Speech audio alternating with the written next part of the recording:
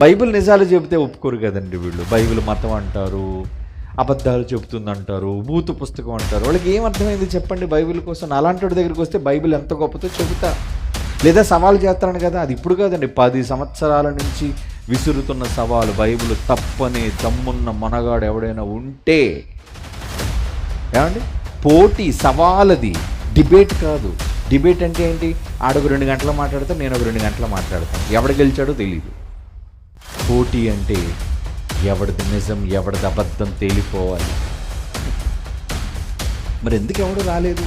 Bible కోసం ఈ కుక్కలన్నీ బౌ బౌ బౌ అని అరుస్తుంటే బయట.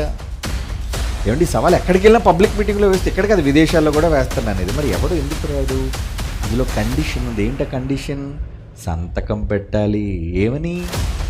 నేను పెడతాను ముందు సంతకం. నేను కానీ ఒకవేళ బైబిల్లో ఫలానాది తప్పు అని నువ్వు ఎత్తి చూపించాలి. ఒక్కటి చాలు, ఒక్కటి చూపించు, ఒకే ఒక్క తప్పు చూపించు చాలు. బైబిల్ అంతా తప్పు అని ఒప్పేసుకుంటాను నేను.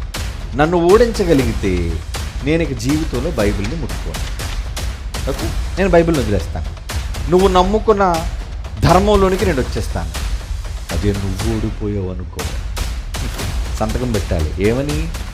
బైబిల్ నిజమైన దైవ గ్రంథం అని ఒప్పుకొని యేసులోనికి బాప్తిసం తీసుకొని చచ్చినంత వరకు యేసు పాదాల దగ్గర పడి ఉండాలి. అది కండిషన్.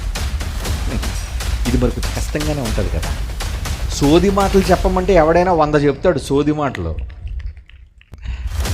బైబిల్ నిజమైన దైవ గ్రంథం అని నువ్వు బతుకున్నంత వరకు భజన చెయ్యాలి బైబిల్ కోసం. నేను అలాగే చేస్తాను, నేను రెడీ.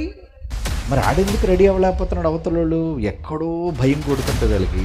ఎక్కడైనా తేడా ఉందనుకో, ఇప్పుడున్న కూడిపోద్ది, నా సమాజం అంతా నన్ను ఉమ్ము వేస్తుంది, ఇక నాకు ముఖం ఎత్తుకొని నేను తిరగలేను. అలాంటప్పుడు ఎందుకు మాట్లాడు.